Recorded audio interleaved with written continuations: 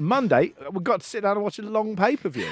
And I was really like, oh, this is just what I'm in the mood for. I'm sort of recovering. Yeah. I'm feeling like, oh, good, I can sit down and it's a bit of work as well. Yeah. That's the beauty Square of what we away. do, Yeah, Pete, exactly. as well. It's kind of like, it's hard to, if someone watches you do it, it doesn't look like work. Yeah. But you're just like, if no one's around, you can just enjoy and endure. Yeah. And you get a little bit of work out of it as well. Exactly. Yeah. And so it's really, you feel really good about yourself and you're also like, I'm enjoying this.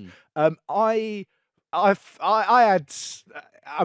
going to be doing AEW Double or Nothing 2022. Yes. I felt that this for me was the least enjoyable AEW pay-per-view of the last couple of years. And I should sort of make clear, I'm not saying it was bad. I'm not saying it wasn't, absolutely a good by any standards series of matches. But I felt that it had some problems. And those problems pretty much all revolved around the fact it was 4 hours and 39 minutes long. Yeah.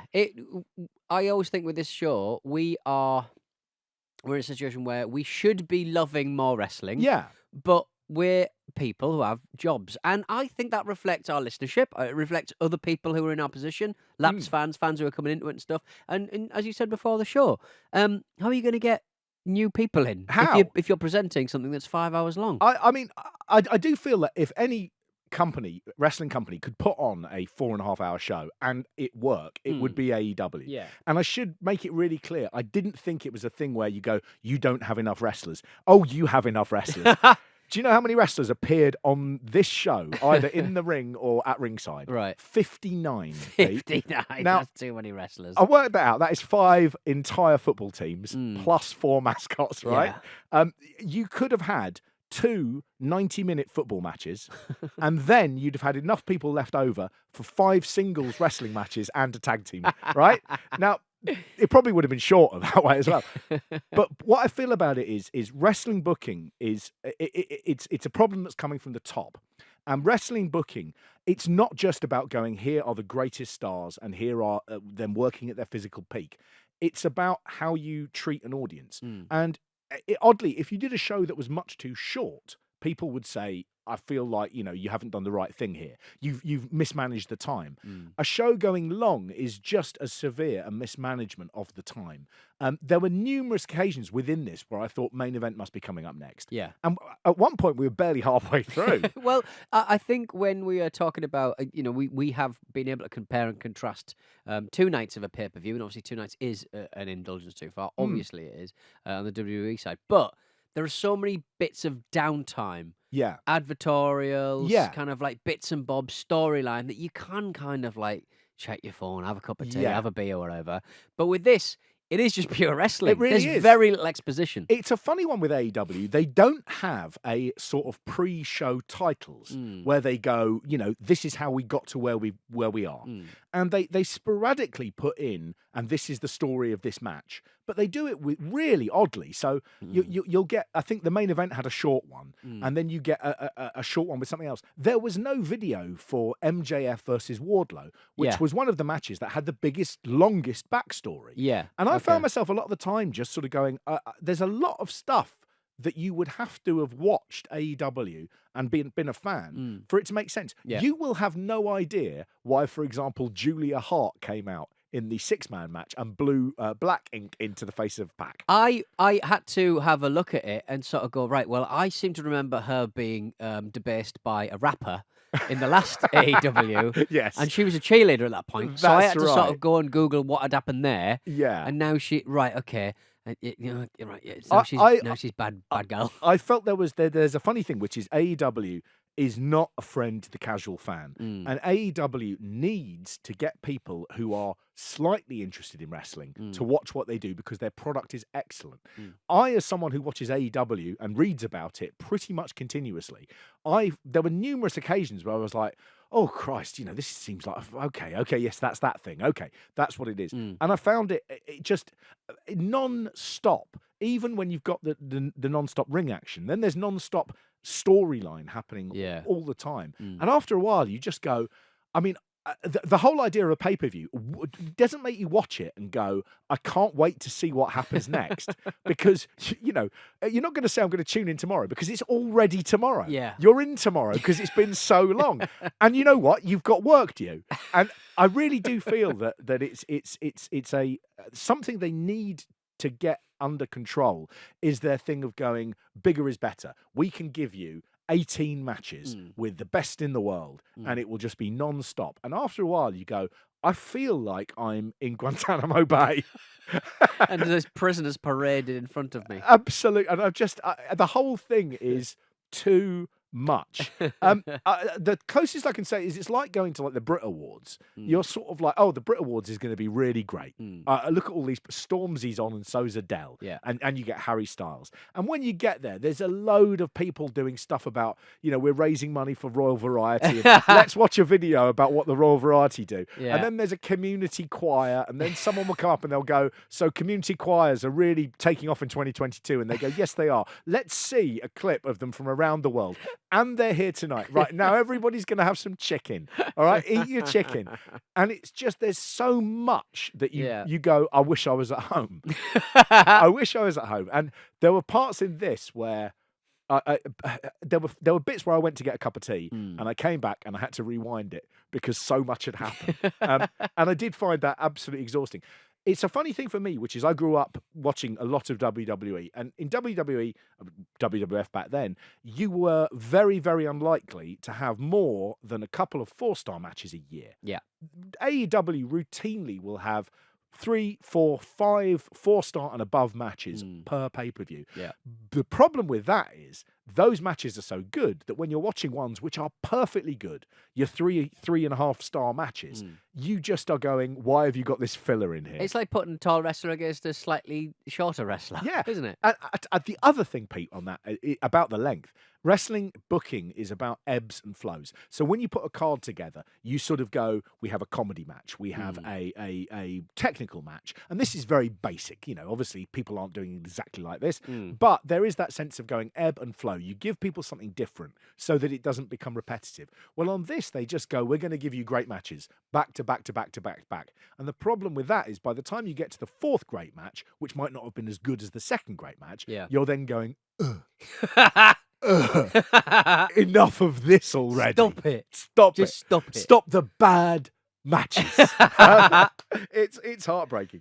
The show opens a cold open. They do need to do titles.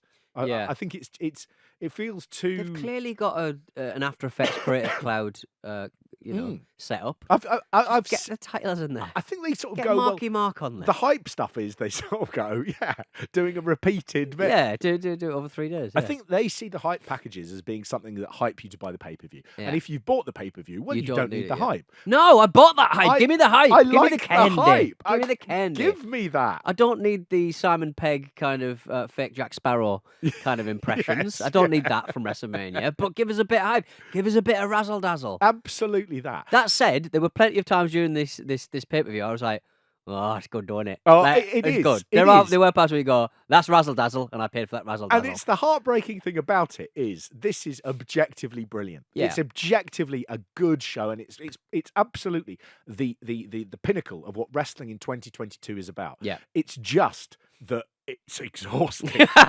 It's exhausting. The opening match was between MJF and Wardlow. And this is another thing that was tiring, really, really tiring, is that there was a lot of backstage news going into this match. And it has an unhealthy stink of WCW in the 90s when everyone was going bananas about it. Just setting up the basic thing. MJF, Maxwell Jacob Friedman. Fucking have one of them. He's always giving that He's the fucking have one of them, man. I mean, he is an exceptional talent, not just for AEW, but in the whole of wrestling. He is the biggest heel in AEW. He is the best talker in the business. And he is the only wrestler who consistently maintains his gimmick in public. He's never off. That wonderful bit where someone gave him a picture they'd done of him and he just gets a pen and lazily just scrubs it out. He just looks into the little girl's eyes and says, how long does this take you? And then just goes, fuck off. Scritch. And then later on, there's a cup of coffee on it. Yeah. There's great Wonderful. photos of him at conventions with fans who are physically disabled in wheelchairs, Yeah. and he is just holding that middle finger Giving the up bird. against their head. It's good stuff. The guy is absolutely phenomenal. He is also very, very underrated in the ring. He had a match against Darby Allin at one of the last pay-per-views that was exceptional. Really showed off just the ability he has to be the complete package. That is one of the problems. They picked him up in AEW in day one when nobody quite knew how good he was. Right. And he spent the last few years becoming one of the biggest stars in the business. That will come back to haunt them in a minute. We'll talk about his opponent, Wardlow. Wardlow is called Michael Wardlow. Cool. That's such a spooky name. Yeah. Wardlow. Yes. Like Warlock. I like warrior. I like the fact that Wardlow, you go professional wrestler, you Yeah. go Michael Wardlow, that's a state agent. Yes, yeah. And associates. Yes. Wardlow and Son. Wardlow's also a village in Derbyshire, Pete. It has 118 people living there. Lovely stuff. Every last one of them looking like Simon Wardlow. They've got a Wikipedia page. They shouldn't because it's 118 people. Yeah, It's a minority town.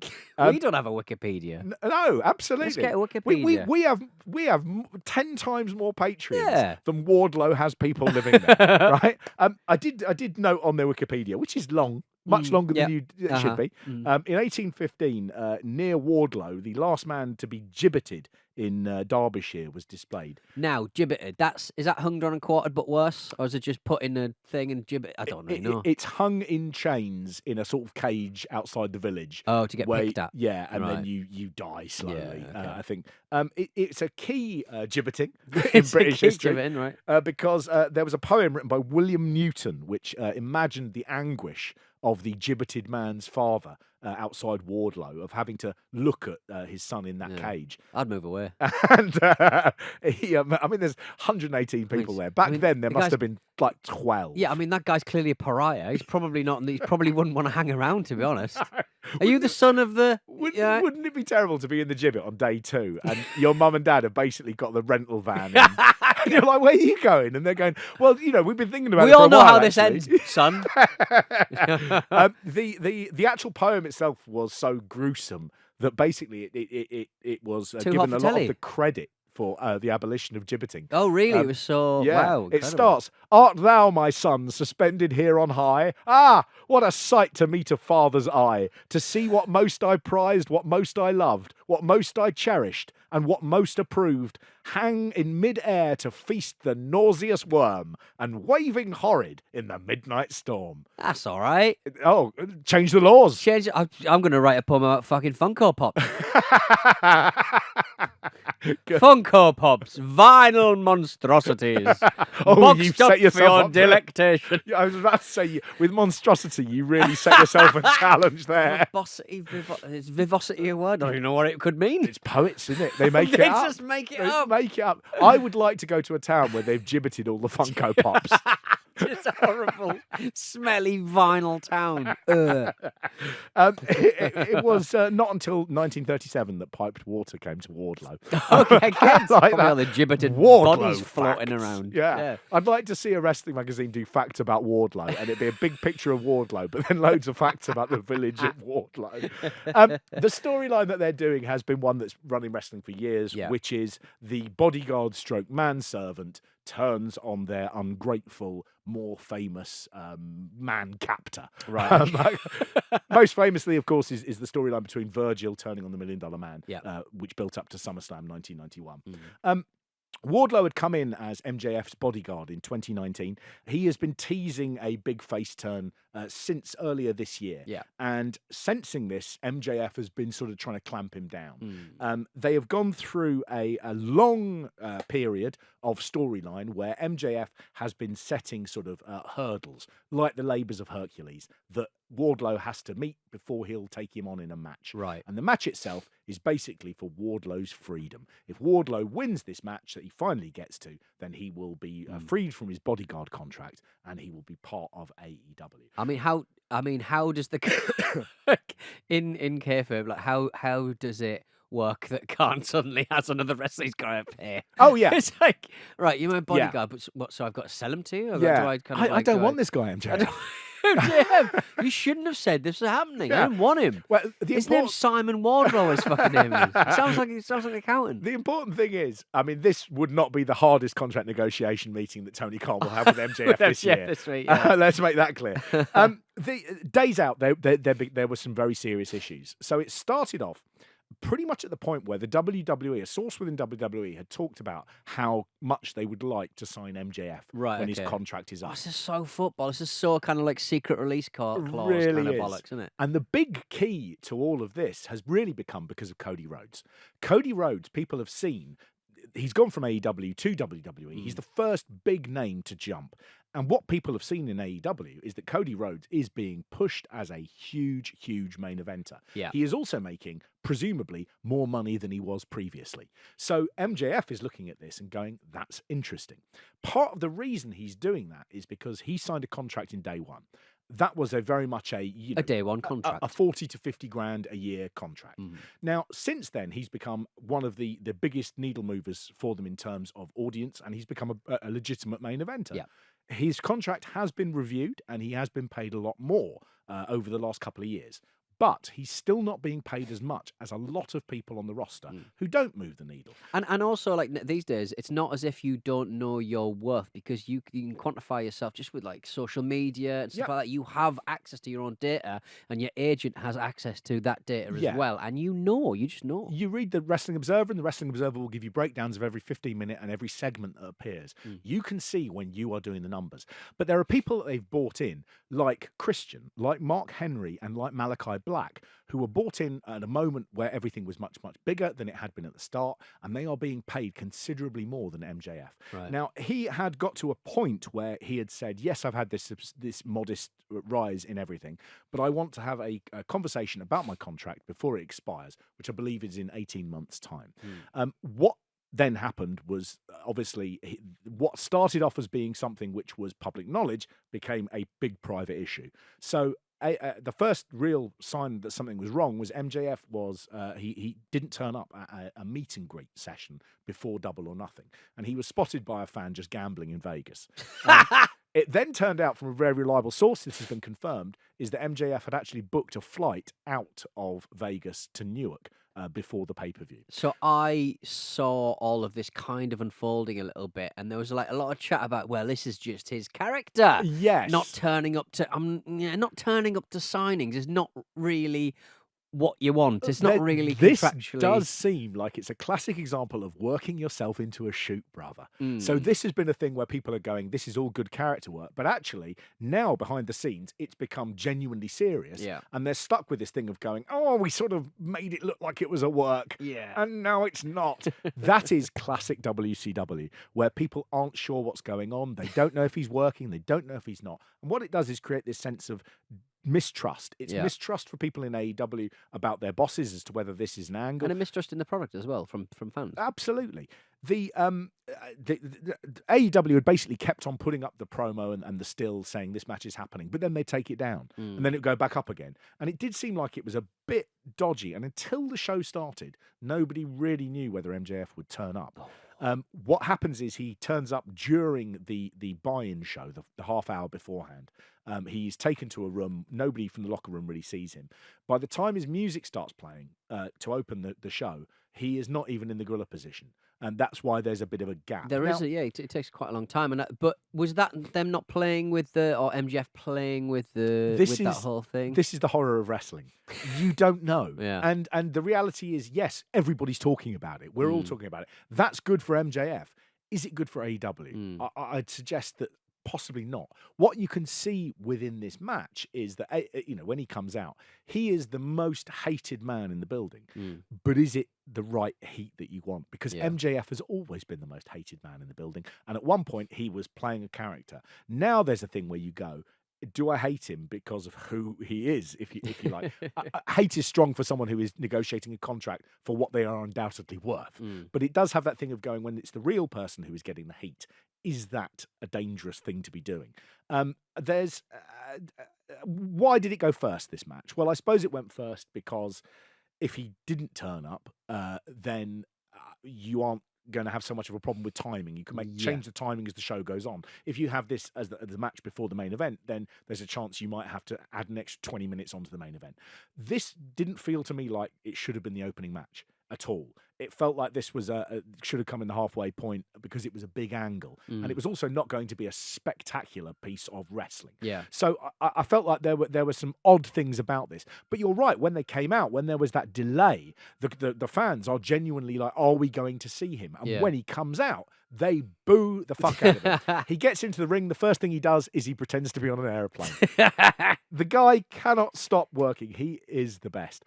Out comes Wardlow. And Wardlow, I mean, one of the things for him is you can't help but feel pity for him that he's gone through basically 5 days from hell of thinking the biggest moment of his career might be ruined because of someone else's contract negotiations. And you got a feeling that he was very relieved when he was coming out. That's to the the sort ring. of thing my friend, or rather my brother Frank Wardlow, has to deal with as a quantity surveyor. I mean, it's very, very similar in many ways. And I just like that. I like his kind of, I like MJF's sort of chav Ric Flair kind of rub. Yeah. Like it was good. I mean, he really does nail everything. Wardlow is very much doing a Goldberg impression at the minute, really, down to the fact that they chant Wardlow, Wardlow. He comes out, he's a monster who decimates everything in front of him. And he's also got this funny thing, which Goldberg used to have, the security would take him from his dressing room. Yeah, Well, so he's been locked up in this. He's been locked up in the stadium. Is it usually ice hockey or something? yeah. I didn't realize they had like kind of like drunk tanks. I know, in amazing, big, isn't it? Because I was dicking around at WrestleMania 30. I bet they don't have CCTV in those rooms. The one room where there's no CCTV. Wardlow, they part of the stipulation is MJF is like, when you turn up, I want you under lock and key. You're going to be handcuffed because I don't want any trouble from you. So it is mimicking that Goldberg thing, and out he comes. Right. No music as well, which is a bold choice because that can really backfire. No music can be very flat in an arena, Right. But people are genuinely excited to see him, and out he comes. Now they have a bad match, and it does everything it needs to do in for the sake of storyline. But I felt this was it was a squash, and obviously MJF very professional coming out. I couldn't tell whether or not this match had been booked like this prior to the problems. Yes. Whether they said to him, just go out there, do a little bit the ring of thing, business, yeah, and then we'll just do the power bombs thing, Yeah. which is something that Wardlow does. He ends up doing 10 power bombs on MJF. MJF clearly not that keen on taking them either. He get his arms right back, so he the arms took the blow. He wasn't going to take one that winded him. No. And as it continues, it gave me sort of flashbacks to the Bret Hart Vince McMahon WrestleMania match, which was the audience. They said the audience are going to want to see revenge, and they want to see as much revenge as possible. And I felt it had the same amount of. I began going, okay, I'm getting bored now, and this is becoming, I don't need to see another powerbomb. They did the 10. In fairness to them, the audience stayed with it entirely. I mean, it's the first match. I mean, second match, I suppose, isn't it? Yeah. They went from, this was, a professional match, but what it really had the feel of in it was MJF not particularly wanting to be there. Yeah. And that was a horrible way to start a pay-per-view for me. What was the situation with Hookhausen and Tony Nese and Mark Sterling? What was happening there? Because it wasn't on my feed because I watched it on. It was on the pre-show. Right. So the one before the pay-per-view starts that you can access to bring you in. It's not like a dark match, but it's filmed. It's on the telly, right? Exactly that. Okay, I see. So not part of the main show, but it has happened. But it seems weird that like Danhausen, obviously, in this new Hookhausen thing, it's kind of.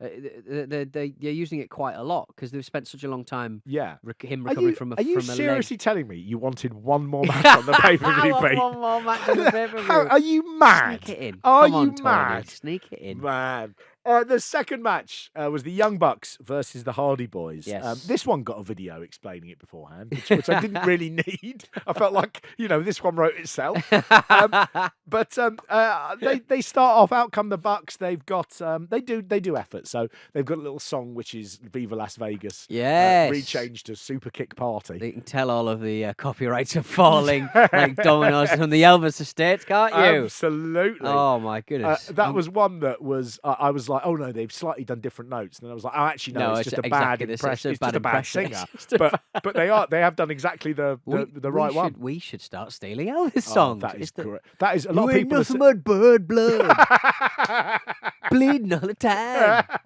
The Wrestle Me theme. I like the idea that like the one thing that stopped us really breaking America is It's Elvis ripping parodies. off People have Elvis. always said, the best thing about like the bigger podcasts in wrestling are the Elvis parodies. Well, finally we can compete. They come out and they've got their Vegas era Elvis jackets on as well. Yeah. And I like effort.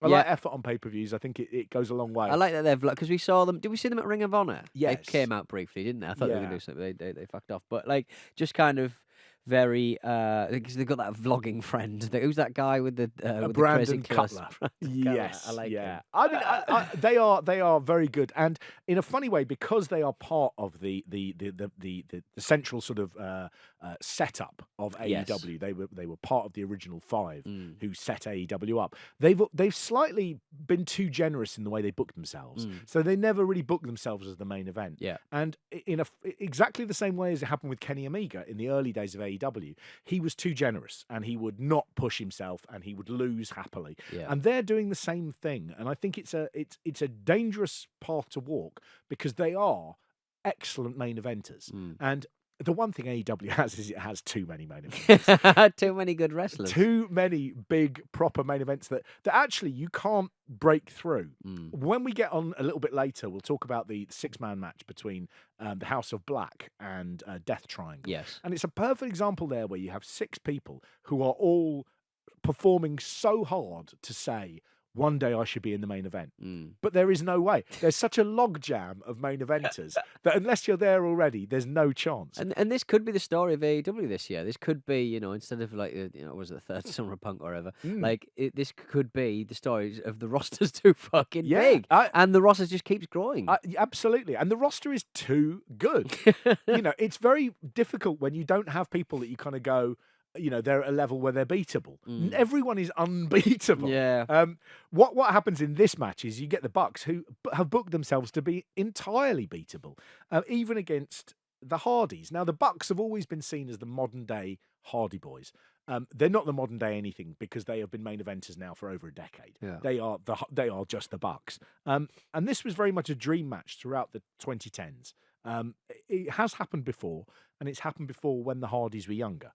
This is their 6th meeting overall. Right. They had one sort of well-known, famous one that was on a Ring of Honor pay-per-view, which was a ladder match where the Bucks won the ROH tag team titles from the Hardys. The next night, the Hardys re-debuted in WWE. That amazing pop they got at WrestleMania when they came out unannounced. Oddly, AEW, of course, owned that footage of that ladder match. It wasn't shown at all. They wanted to press the idea that this was the first meeting of the Bucks and the Hardys. It is the first time they've met in AEW, but the commentators had obviously been told to kind of go, this is the first time. It's the first time. The other 4 times they met twice in Northeast Wrestling in 2014, once in House of Hardcore in the same year, and then a funny, weird event that took place in Chile in 2016. And the Hardys won all of those. You can slightly see that the Bucks are like, well, the Hardys are our great inspiration, and they are willing to constantly lose to them. I just think in 2022 in AEW, I don't think there's any need for the Hardys to beat the Young Bucks. And it doesn't help because they're really getting on, and the things they've done to their bodies, Jeff and Matt Hardy. It's Matt Hardy's a lot bigger these days. You sort of go, why didn't you do that 10 years ago? You might have had a longer career, a bit more throwing yourself off ladders and stuff. You might be more protected. And they were moving in slow-mo on this. There were times when Matt actually looked like Meng. His hair had got really big and he was sort of Haku-ish. And he just basically now is only using 2 moves. He uses the clothesline and side slams and his sort of his reverse DDT. That is basically Dino Bravo from the 80s. He's really reduced. Jeff Hardy was supposed to be physically in a very, very bad way. He's had some rough matches. There was one against Darby Allin that took place on Dynamite. He's banged up. And the 2 of them had a really, really bad match. You could see that the Bucks were working really, really hard, basically running into the Hardys so that they could throw themselves off them in an attempt to make it look like the 2 of them were, contributing really something decent to the match. And Jeff, and you don't need a second kind of invitation to analyze Jeff's mobility, analyze No. Jeff's what he's doing with his face. No. Like everyone's if he drops a fucking move, you're like, oh, he's fucked, he's ghost, he's done, he's fucked. Yeah, he's on drugs again. You know what I mean? Like immediately. Everyone's watching him like a hawk. I looked at it and the two things that I began feeling, and I think, it's unfair to say that the Hardys can't go because they can, but they are older. It's just, should they be in this position against the Bucks on the pay-per-view? I'd argue that it's Matt against Matt on a mat. I'd argue that with tag teams like FTR and Private Party, they are capable of having a much better match with the Bucks, and they are the future of the business. Yeah. The future stroke present. Are the Hardys going to use this to springboard themselves to a brilliant tag team title run? No, they're not. It's just because they're with the Bucks. Yeah. And I began sort of feeling like I didn't need at this point a sort of nostalgia legends match. It would be like having. I'd actually prefer to see the Rock and Roll Express versus the Bucks on an AEW pay-per-view because I know it doesn't mean anything. Yes. And when the Bucks are losing to the Hardys, they wouldn't lose to the Rock and Roll Express unless it was fun and a slip on a banana peel and it doesn't matter type of ending. I just felt that in 2022, do I need to see the Hardys being an unstoppable tag team force? The answer is no, I don't think I do. I think I'm done with that. Thanks very much. Yeah. So I felt like the first two matches, I was like, I don't quite know if these are booking decisions that I would have made. And that began to depress me and make me furious that I wasn't a billionaire's son. There was there was that move from Jeff, I think, where he is it Swanton when he flips over onto the steel steps. Yeah. I don't know how you protect yourself from a man's whole body weight just going out right in your ribs. No. I was like, I don't think that's good. There's a little part of me as well that goes, is that the sort of thing that you stick in the second match in an 18-match card or whatever it is? I felt like, where do you go from here? Yeah. What do you do next time? This is the old Mick Foley off the Hell in a Cell analogy, but smaller, which is if you're constantly going to bring Jeff Hardy out and every match he has to do something which is genuinely painful, well, then how much longer is he going to have? Yeah. I think there's a sea change that needs to be done with regards to the Hardys. I think they've done enough now. I'd quite like them to take a step back. And part of taking a step back would have been losing this match to the Bucks. Opening the doors like we saw on that WCW pay-per-view from back in the day. Yeah, the old King of the Ring one. The old King of the Ring, yeah. Just having them open the doors. Yeah, they could have done that for the Owen Hart tournament. They could have just opened the doors. Exactly. And Matt looking sort of weird. And, Jeff not that into it, wanting to go home. Get on back into the ATV. Yeah, there was a nice little bit of business where Billy Gunn came out. His children, Austin and Colton, had been partying in Vegas with the tag team of the Acclaimed. Not anything like I don't think there was any booze in the shot. No, no empty condoms. They just had too much fun. Too much wonderful fun. They were having a lie down. They were talking about scissoring a lot, which they do with their hands. And I like the fact that Billy Gunn, he sees them in the room, they're all destroyed, and he's got no interest in his own sons, and he takes the blanket and puts it over one of the Acclaimed, and he scissors the other one, and he goes, "Good boys." Good boys. This stuck out for me because I was a bit like, it's a change of pace. It's something different. Yeah, I was very happy to be in that hot Vegas room. I'm really pleased. The third match is the TBS champion Jade Cargill versus Anna Jay. Oh, this was not good. Why was it not good? Sort of just. I would say that it was scrappy. Jade Cargill is she's not been wrestling for that long. She's a rookie. It's crazy. Yeah, she's astonishing. She has a 31-0 record, and she is a big star. But what she is someone who has only got a limited amount of in-ring experience. Yeah. When you put her with someone who has some experience, then it works. She can, they rise up to meet each other, and any deficiencies that Jade Cargill has, the other person is covering over, and she can then really shine. When you put her in with someone like Anna Jay, who is in a similar position to Jade Cargill, what you end up with is two people who occasionally have those moments where the match falls apart slightly, and neither of them are quite experienced enough to grab it to be back, able to get it back under control. Anna Jay, very beautiful lady, has a long neck, and her position that she stands in is very straight. And it's the least I am a fighter stance of anyone. Because of her long neck. Whenever I see her, I just think if you were a boxer, someone would knock your head off. It would actually come off your shoulders. She's very poised, and it always makes me kind of go, you're not kosher. The whole thing is a bit sort of fragile and is dancey. It doesn't come naturally. Right. I think that sort of starts. Stupid stuff like that really bothers me, Pete, because what it does is immediately I start going, I'm not sure I'm in good hands here. And then as the match went on, it turned out, no, I wasn't in particularly good hands. Right. There were lots and lots of real sort of, it was just rough. I thought it was in some ways as bad a major league pay-per-view match as I've seen in donkey's years. It was, there were bits where early on they had a sort of a spot that went wrong. Cargill sort of picked up Jay and she fell back, and Anna Jay went straight off the ropes so they could go straight back to it. And when you see bits like that, you go, okay, you are papering the cracks, but the cracks are there. There were loads and loads of bits that stopped it being smooth, and you began getting more and more. There was a bit where Jade Cargill goes up, she's about to go up to the top turnbuckle to do a move, but Anna Jay's on the other side of the ring, and Anna Jay doesn't come over. So Cargill sort of waits, and then she goes, oh no, I've got to go and get her.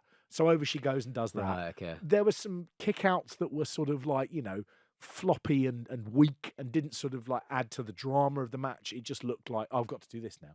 Right. And there were loads of bits like that there was the very final move was Jade Cargill having Anna Jay up on the top turnbuckle to do a sort of like face plant move. And Anna Jay was looking at the floor and her hands were moving gingerly as she was waiting to do it. And it was just one of those things where you go, I know it's predetermined. I know you're not actually doing this, but you have to make it look like you don't know what's about to happen rather than going, okay, I'm going to go there. Yeah, okay, yeah. Little bits that just took it away. Again, I think that's because with AEW, you have such a high standard that you are becoming accustomed to, that when that high standard isn't met, it really sticks out. Yeah. If I'd have seen this match, with you at WrestleCon, we'd have enjoyed it. Yeah, because you're not, you're paying it on. It's not a pay-per-view. Exactly that. Anna Jay also, when she comes out, she's so nice and warm, and she's very much one of those people who is talking a lot to the kids in the audience. She was waving a lot, and she was doing a claw, holding a claw, and walking around and being and winking and sort of smiling, go hi. It's Mrs. Iguana. Yeah, Sounds like Mrs. Iguana. I did sort of think, it's a title match, isn't it? Mike Tyson doesn't come out and go, look at the claw. Look at the claw. Yeah, I guess not. But I very much enjoyed. They do this every time there's a big pay-per-view that they want to sell tickets for. They do a Players Tribune interview, and the Cargill Players Tribune interview. They always get amazing bits out of them. They're fascinating, inspirational stories. These things, and just her talking about her physicality, and she just didn't really understand where she fitted in the world until she saw China. She was like, oh fuck yeah, I can be this gigantic muscle kick-ass lady. So it was just if you've not read it, well worth a little look. But Mark, obviously, the thing that made me laugh the most was Stokely Hathaway. Yes. Yeah. A man who I'd seen before, obviously not under the name Stokely Hathaway. We remember him as Malcolm Bivens. Malcolm Bivens, that we gave the kiss of death to. We did. We said we loved him. We said he was great. What an asset. He's the future of the business. Fired. Completely gone.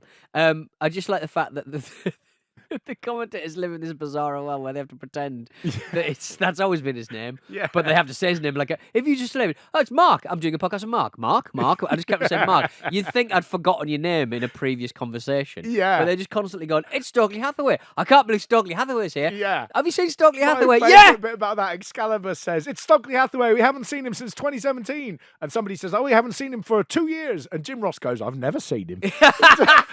I really liked. Oh, this was, again, Stokely. that bit where loads of people come out. So it starts off with Smart Mark Sterling, who is the sort of manager, confidant of Jade Cargill, agent sort of thing.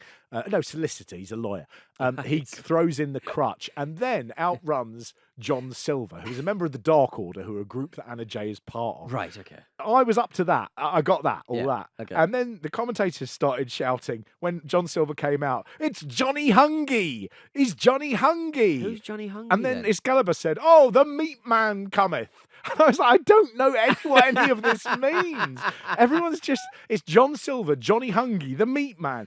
Why has this guy got 3 fucking names when there's already like 9 people hanging around? They've just got like a checklist of things they have to sort of think so to pretend that they're in the know. They're not in the know. Yeah. So you end up with Johnny Jade Cargill and her 2 sort of stable mates, if you like, who are Kira Hogan and Red Velvet. Right. They're in the ring with Anna Jay, and there's also Smart Mark Sterling and John Silver and Stokely Hathaway.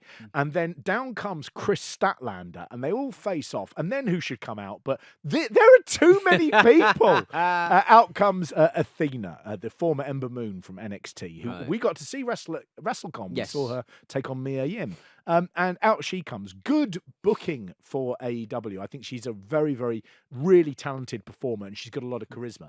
And I look forward to seeing the stuff she does. I think she's a great, great buy. Yeah. I know AEW love to buy up everyone, but I'm glad that they've chosen to buy up her. But I did look at that, and I did think, this is a lot of people to follow the stories of who are all suddenly here. And what it did was, I think it was quite a clever piece of booking insofar as it made you forget about the match you'd just seen, which was pretty poor. Yeah, not good at all. Well, we are 3 matches in.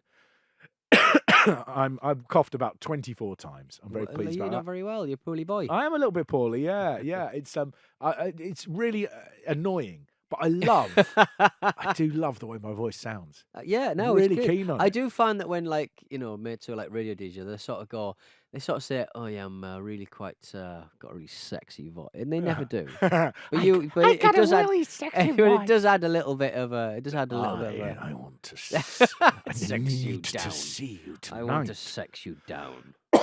Only because I desperately need someone to go and buy me some lemsip. So far 15 people have been in the ring, 3 matches in. Yeah, good. And we are going to be seeing another 43. So look, until next time, that's been Double or Nothing. Mm-hmm. I've been Mark. I've been Pete. And this has been Wrestle Me. Wrestle Me, Mark. Yeah! Get him a lemsip. Hello. You just heard me and Mark talking about... Hello! talking about AEW. Yeah, and all that. The big pay-per-view. The big pay-per-view. And we've decided to do something that we don't do all the time. No. We're going to put this on the fucking YouTube for a bit, yeah? See if anybody has a watch. But if you'd like to see more, we've basically, for about 3 years, we've watched all of WrestleMania from number 1 to number 30, whatever it was this year. And we actually got to go to Dallas. We did, and we've got videos of that. We've got videos of that too. We've also on the Patreon covered huge amounts of WCW shows, early ECW, and more WWF pay-per-views than you could possibly want to see. So if you like that, if you like Mark knowing loads about wrestling, me knowing fuck all, head on over to patreon.com/WrestleMe, and we'll see you there. I don't know if I've looked at the right camera.